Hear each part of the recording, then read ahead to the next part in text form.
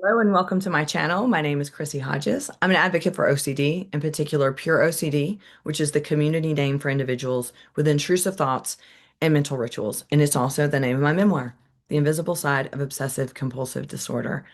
Today, I want to talk about a subtype of OCD that is false memories. So, this is a theme that people can get. I don't think I've done a video on this before, but it comes up a lot because I do talk about real event a lot, and false memory and real event can oftentimes intertwine. False memory can stand alone, false memory can do just about anything. And this is a very distressing, um, very tormenting theme for OCD. So, I just want to talk a little bit about what it's like, how it can manifest, remembering that I'm not going to use every single example of false memory, but this is just an overview. So if you do experience this and I'm not hitting on exactly it's happening for you, that does not mean that you don't have OCD. It just means that I want people to know that this is a common theme. It is very tormenting and that you're not alone.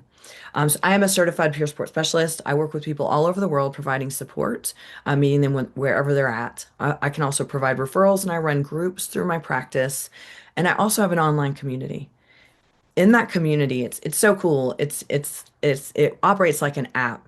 And inside the app, there's all kinds of spaces in there. You can talk with people through the forum. We have weekly support groups, weekly peer support. I run classes. We have events.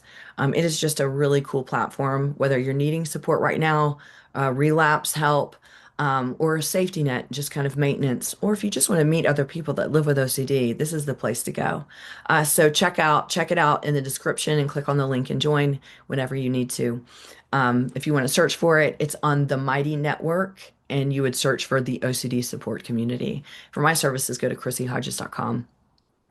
NoCD, NoCD is an app, and inside their app, they have resources, ways to connect with other people.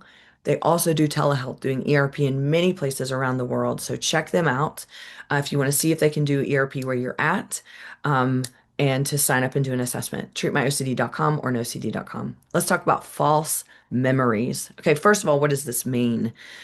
When we're talking about the false memory subtype, basically what we're doing, or basically what someone is experiencing, is revisiting things in their past, and they're not able to pinpoint whether something is or is not real. In fact, this could be something that's completely made up, but it's distressing not knowing if it's false or not. The reason why this one is so hard is because we do a lot of mental review anyway for OCD.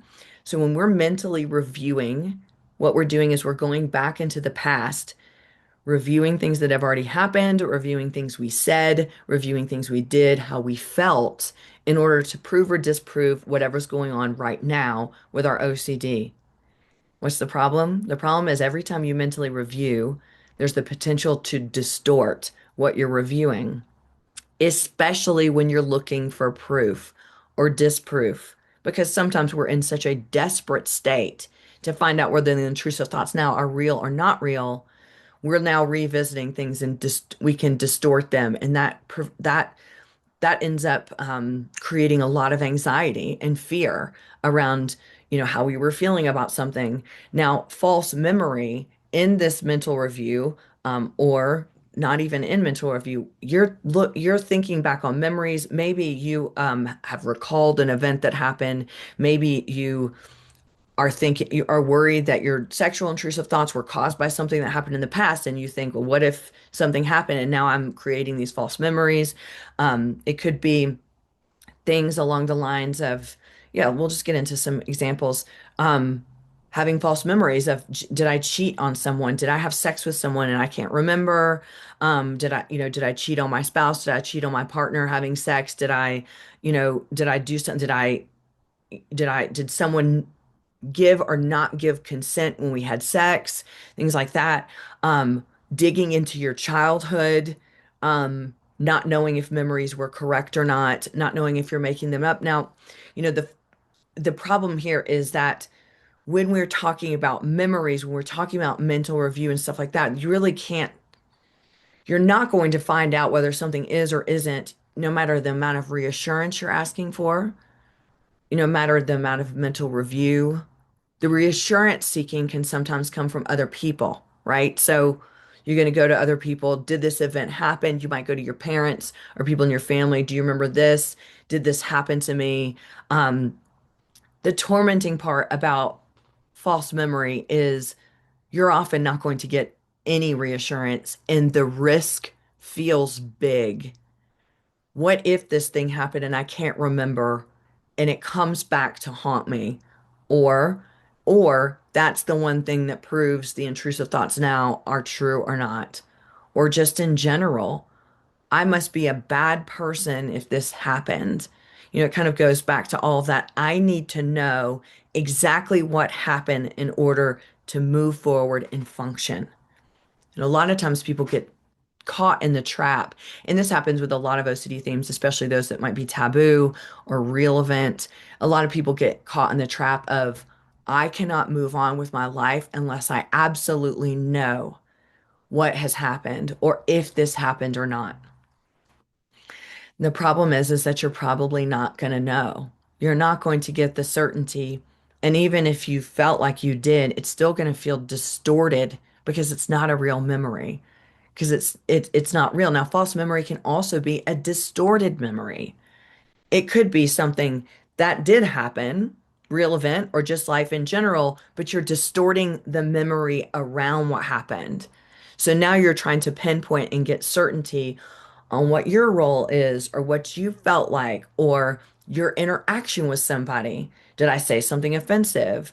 Did this really happen the way that I remember it? And this is where you might go and look for reassurance from someone else. You might engage in confession. So now you're confessing about something that may not have even happened, or you might be confessing to gauge how the person is going to respond to you to see if the actual memory happened or not. Now, remember, false memory can happen in so many different ways. There's no possible way I could recreate all the scenarios for you that it happened. It could be anything from like something that happened yesterday to something that you are mentally reviewing back into your childhood. It's important to understand that the more that you review any memory in general, which is why OCD becomes so distressing when we are mentally reviewing things, whether it's real event, false memory, or just anything that has to do with your theme.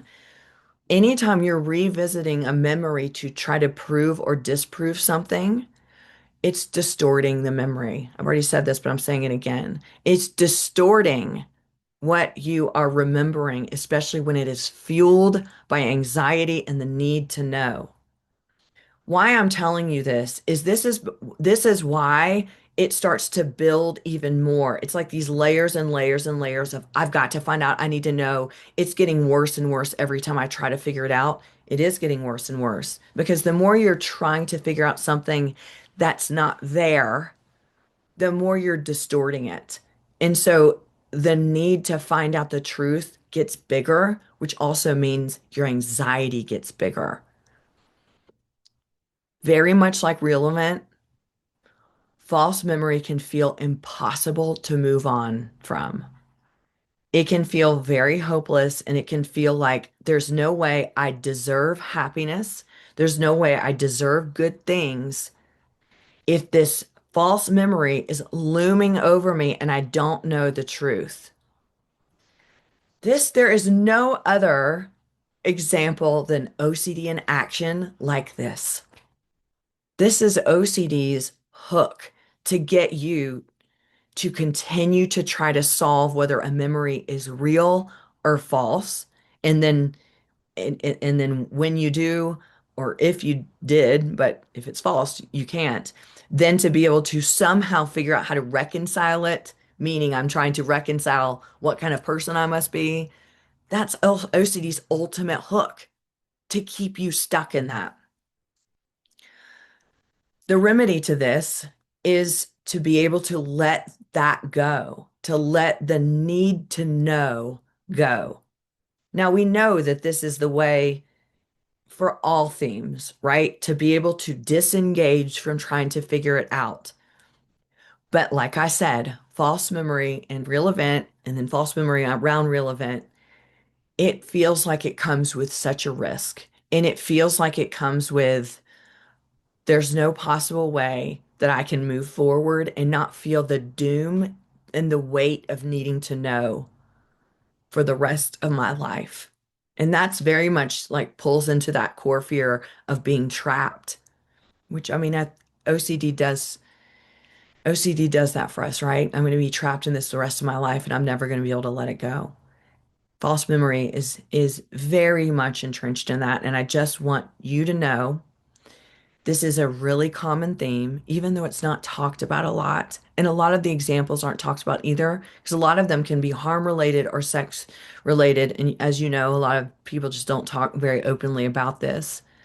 Um, but it is common and it's very tormenting.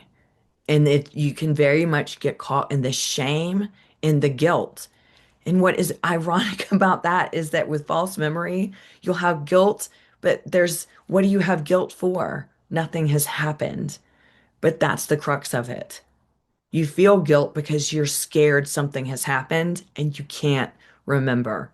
And to not be able to remember makes you feel trapped and also makes you feel shame. Very much like the real event, it is kind of this mindset and strategy as you're working through this to be able to say, I don't say this flippantly either, of like, whatever happened may have happened, but I can move forward and choose to believe that I can let that go and that I do deserve happiness and I have worth. Um, with false memory, there's just that pull to need to figure it out. And you're not going to be able to, kind of like real event, where it's this need to have to figure out whether that means you're a bad person or not. Um, and then you feel like you could move on with life or not. But that is what you have to try to disengage from. So there's all kinds of examples of false memory OCD. I'm not going to go through all of them.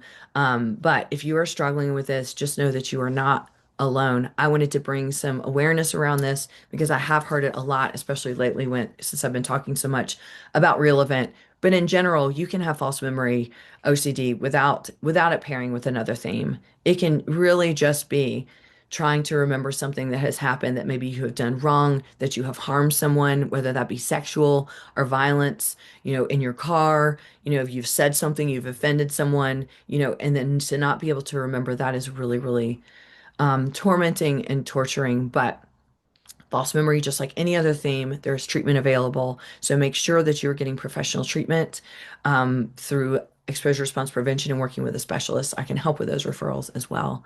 Um, if you need support and you want to know that you're not alone, absolutely come join my community. It's like I said, it's like an app. You get on there. We've got so much stuff going all the time. You can just be in there as a safety net and to have a support and connect with others, or you can engage and come do all the stuff that we have. But we're there for you whenever you need us. So I hope this was helpful. I'm glad to bring some awareness around this. And I also want you to know I'm so sorry you're dealing with false memory OCD, but you are not alone. Thanks.